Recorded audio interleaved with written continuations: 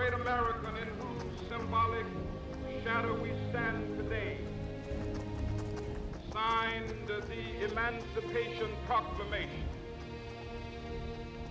This momentous decree came as a great beacon light of hope to millions of Negro slaves who had been seared in the flames of withering injustice. It came as a joyous daybreak to end the long night of their captivity. But 100 years later, the Negro still is not free. 100 years later, the life of the Negro is crippled by the manacles of segregation and the chains of discrimination. 100 years later, Negro lives on a lonely island of poverty in the midst of a vast ocean of material prosperity.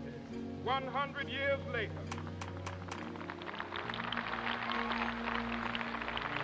the Negro is still languished in the corners of American society, finds himself in exile in his own land. So we've come here today to dramatize a shameful condition. In a sense, we've come to our nation's capital to cash a check. When the architects of our republic wrote the magnificent words of the Constitution and the Declaration of Independence, they were signing a promissory note to which every American was to fall heir. This note was a promise that all men, yes, black men as well as white men, would be guaranteed the unalienable rights of life, liberty, and the pursuit of happiness. It is obvious today that America has defaulted on this promissory note insofar as her citizens of color are concerned. Instead of honoring this sacred obligation, America has given the Negro people a bad check, a check which has come back marked insufficient funds.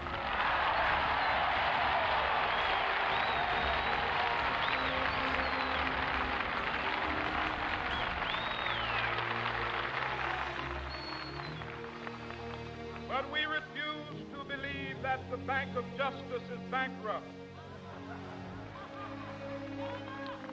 We refuse to believe that there are insufficient funds in the great vaults of opportunity of this nation. So we've come to cash this check, a check that will give us upon demand the riches of freedom and the security of justice.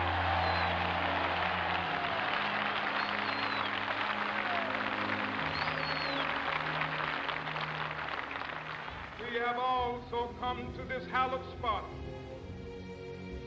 to remind America of the fierce urgency of now. This is no time to engage in the luxury of cooling off or to take the tranquilizing drug of gradualism.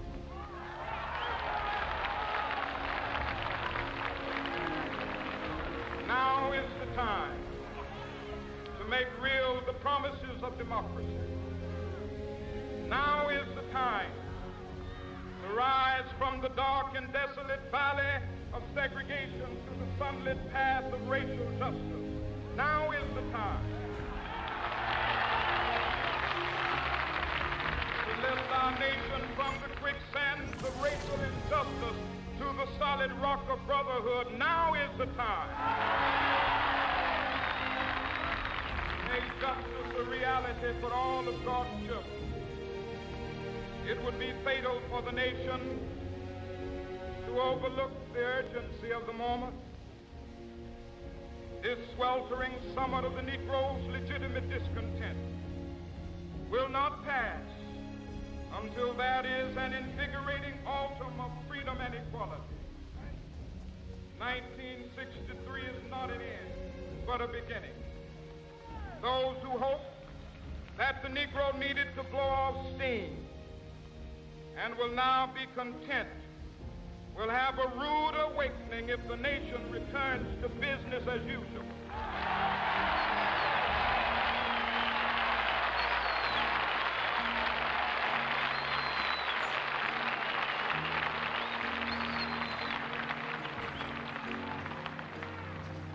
There will be neither rest nor tranquility in America till the Negro is granted his citizenship rights.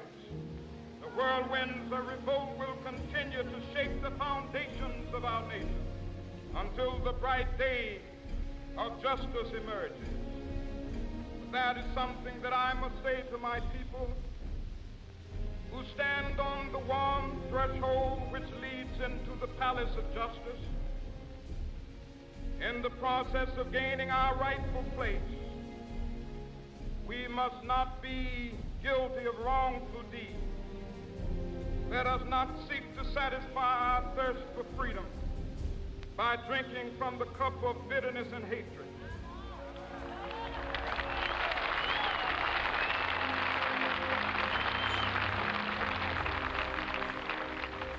We must forever conduct our struggle on the high plane of dignity and discipline. We must not allow our creative protests to degenerate into physical violence. Again and again, we must rise to the majestic heights of meeting physical force with soul force. The marvelous new militancy which has engulfed the Negro community must not lead us to a distrust of all white people. For many of our white brothers, as evidenced by their presence here today, have come to realize that their destiny is tied up with our destiny.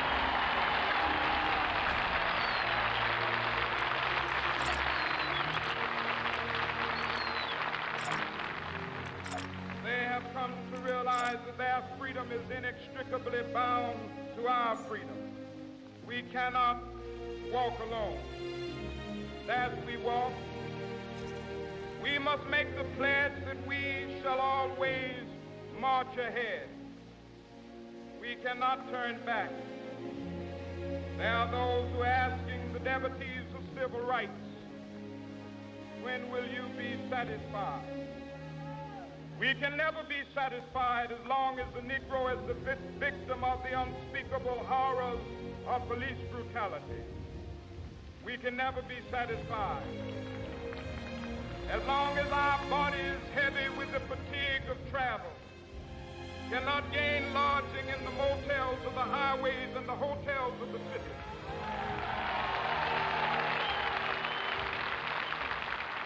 We cannot be satisfied as long as the Negro's basic mobility is from a smaller ghetto to a larger one.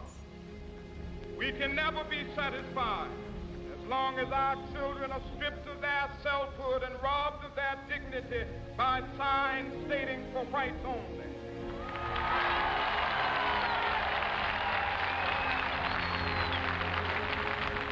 We cannot be satisfied as long as a Negro in Mississippi cannot vote and a Negro in New York believes he has nothing for which to vote.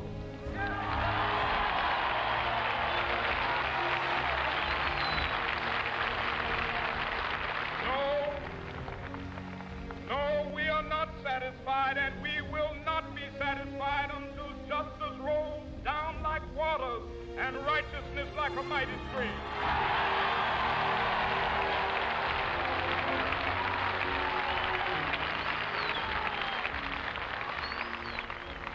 I am not unmindful that some of you have come here out of great trials and tribulations. Some of you have come fresh from narrow jail cells. Some of you have come from areas where your quest for freedom left you battered by the storms of persecution, staggered by the winds of police brutality. You have been the veterans of creative suffering, continue to work with the faith that unearned suffering is redemptive. Go back to Mississippi. Go back to Alabama. Go back to South Carolina. Go back to Georgia. Go back to Louisiana. Go back to the slums and ghettos of our northern cities, knowing that somehow this situation can and will be changed. Let us not wallow in the valley of despair. I say to you today, my friend,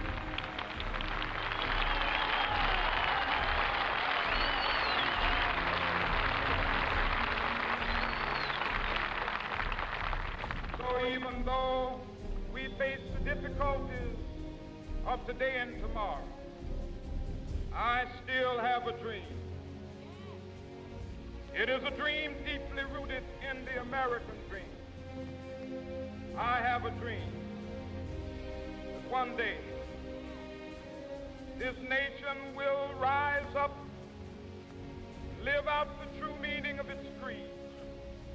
We hold these truths to be self-evident, that all men are created equal.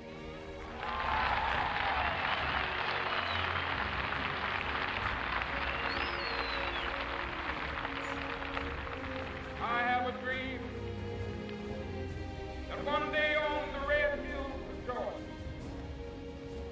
sons of former slaves and the sons of former slave owners will be able to sit down together at the table of brotherhood. I have a dream that one day, even the state of Mississippi, a state sweltering with the heat of injustice, sweltering with the heat of oppression, be transformed into an oasis of freedom and justice. I have a dream. My poor little children will one day live in a nation where they will not be judged by the color of their skin, but by the content of their character. I have a dream today.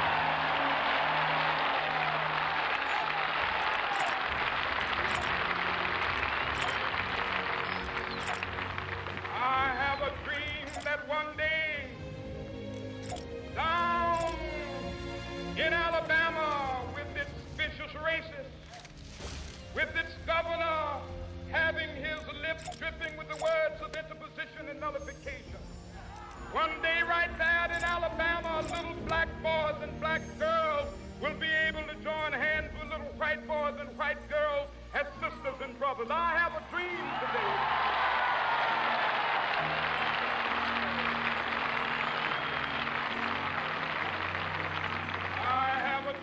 That one day every valley shall be exalted, every hill and mountain shall be made low, the rough places will be made plain, and the crooked places will be made straight, and the glory of the Lord shall be revealed, and all flesh shall see it together.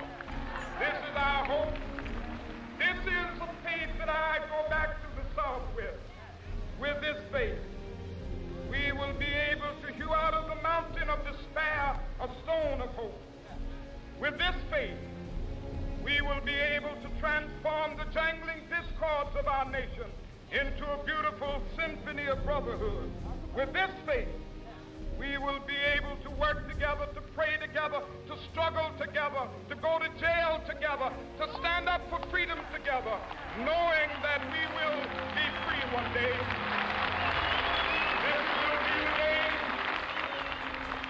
This will be the day when all of God's children be able to sing with new meaning, my country, tears of thee. Sweet land of liberty, of thee I sing. Land where my fathers died, land of the pilgrim's pride. From every mountainside, let freedom ring. And if America is to be a great nation, this must become true. So let freedom ring. From the prodigious hilltops of New Hampshire, let freedom ring. From the mighty mountains of New York, let freedom ring. From the heightening Alleghenies of Pennsylvania, let freedom ring. From the snow-capped Rockies of Colorado, let freedom ring. From the curvaceous slopes of California. But not only that, Let freedom ring from Stone Mountain of Georgia. Let freedom ring from Lookout Mountain of Tennessee. Let freedom ring from every hill and molehill of Mississippi, from every mountainside. Let freedom ring when it happens. When we allow freedom ring, when we let it ring from every village and every hamlet, from every state and every city, we will be able to speed up that day when all of God's children, black men and white men, Jews and Gentiles, Protestants and Catholics, will be able to join hands and sing in the words of the old Negro spiritual, free at last, thank God Almighty.